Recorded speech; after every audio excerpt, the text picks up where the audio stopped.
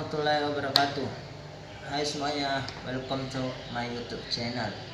Oke, pertama-tama saya akan memperkenalkan diri saya. Perkenalkan, nama saya Sapriyadi, NIM 1931040009. Baik, saya dari kampus Universitas Negeri Makassar, Fakultas Olahraga, dan program studi saya Penjaskesrek.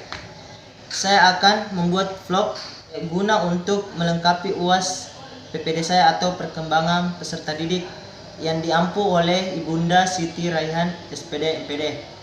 Ini adalah salah satu mata kuliah yang ada di jurusan saya. Teman, kali ini saya akan memberikan penjelasan sedikit tentang materi perkuliahan online selama pandemi COVID-19 ini. Mulai dari tugas pertama dan selesainya perkuliahan online tersebut.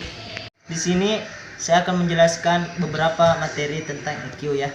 Menurut pemahaman saya tentang EQ atau kecerdasan emosional merupakan kemampuan untuk meningkatkan pemikiran atau kecerdasan emosional mengacu kepada kemampuan untuk mengenali makna emosi dan hubungan mereka dan dengan alasan memecahkan masalah atas dasar mereka. Jadi manusia memiliki EQ dan kecerdasan emosional itu tidak hanya semata-mata digunakan saja untuk kepentingan dirinya, tetapi juga digunakan untuk memperhatikan keadaan lingkungan dan sekitarnya. Pada kesempatan kali ini saya akan membahas beberapa kecerdasan yang dimiliki oleh setiap manusia.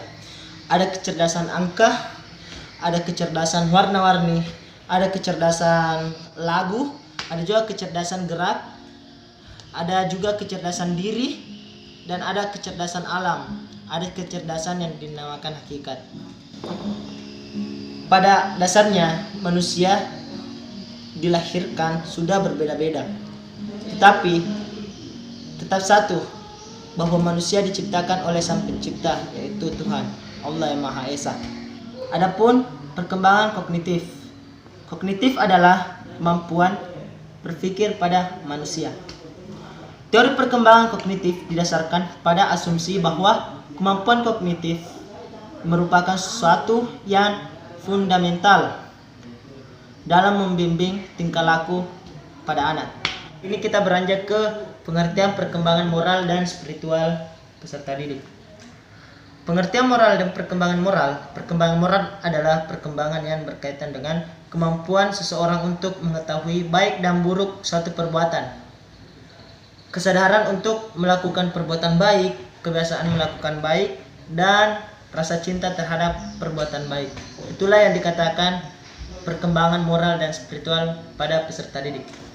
Baik, kali ini saya akan menjelaskan beberapa faktor-faktor yang mempengaruhi perkembangan sosial. Di antaranya adalah keluarga, kematangan sosial dan ekonomi, pendidikan, dan tentunya kapasitas mental, emosional, dan integritas. Nah, saya sedikit menjelaskan tentang keluarga. Kenapa keluarga dapat mempengaruhi perkembangan sosial? Karena kita atau anak pada usianya akan ditempatkan pada keluarganya. Di dalam keluarganya tersebut ada beberapa hal yang dapat mempengaruhi perkembangan anak tersebut. Keluarga bisa memberikan hal-hal positif dan negatif tersendiri pada anak.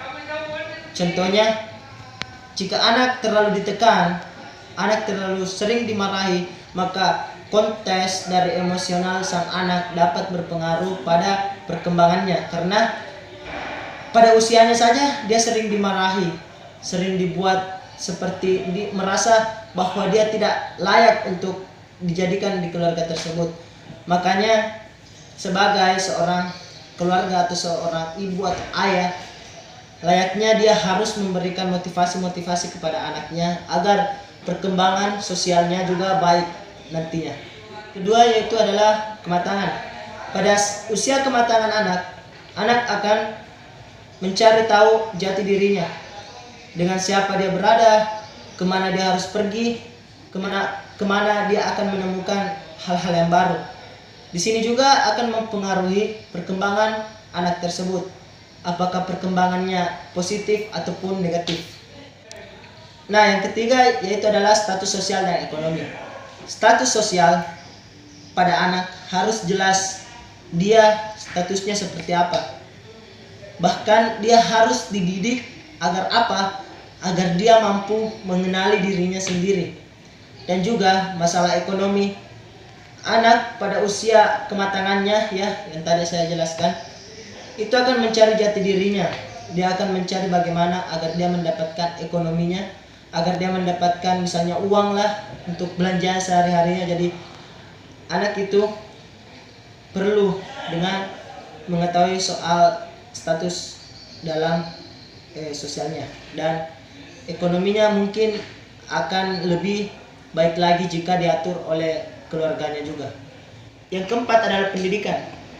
Pendidikan yang menekan pada watak anak dapat mempengaruhi mental dan kejiwaan anak tersebut. Hal-hal yang mendapatkan suatu positif itu akan mempengaruhi juga kematangan dan baiknya anak tersebut. Maka dari itu, pendidikan tidak boleh dipaksakan terlalu keras kepada anak karena akan mempengaruhi jiwa dan mentalnya. Nah, yang terakhir kelima, kapasitas mental. Kapasitas mental ini merajuk kepada hal-hal yang membuat anak tersebut mudah emosi. Karena apa? Karena kematangan dan olah pikir anak pada saat usianya itu mulai membara atau mencari-cari. Pikirannya mulai ke sana ke sini, mulai mengetahui negatif dan positifnya. Di sini upaya mengembangkan sikap sosial peserta didik. Melaksanakan pembelajaran kooperatif yang akan membangun sikap kerjasama dan menghargai pada diri peserta didik. Yang kedua, melaksanakan pembelajaran kolaboratif yang akan mengembangkan sikap dan membantu berbagai pembelajaran anak tersebut. Akhir, itu tentang misbehave.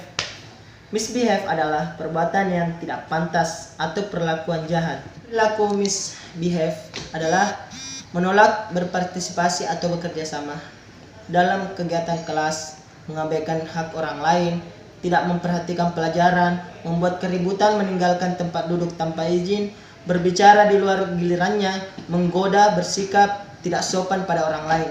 Karena keadaan seperti ini sudah jelas bahwa anak tersebut di lingkungannya telah terpengaruh oleh hal-hal negatif. Maka dari itu, orang tua atau keluarga harus mengetahui lingkungan anaknya agar tidak terjerumus ke hal-hal negatif. Alangkah indahnya dan baiknya kalau anak tersebut telah diajari dan diberikan perilaku yang positif sehingga anak tersebut dapat menghormati dan juga dapat membanggakan orang tuanya. Terima kasih. Itulah tadi penjelasan secara rinci yang saya berikan. Mohon maaf jika ada salah karena kesempurnaan hanya milik Allah Subhanahu wa taala. Wabillahi taufiq wa hidayah. Wassalamualaikum warahmatullahi wabarakatuh. Jangan lupa like, comment, and subscribe. Okay? See you next time. Saya lagi di rumah guys. Jangan lupa like, comment, and subscribe.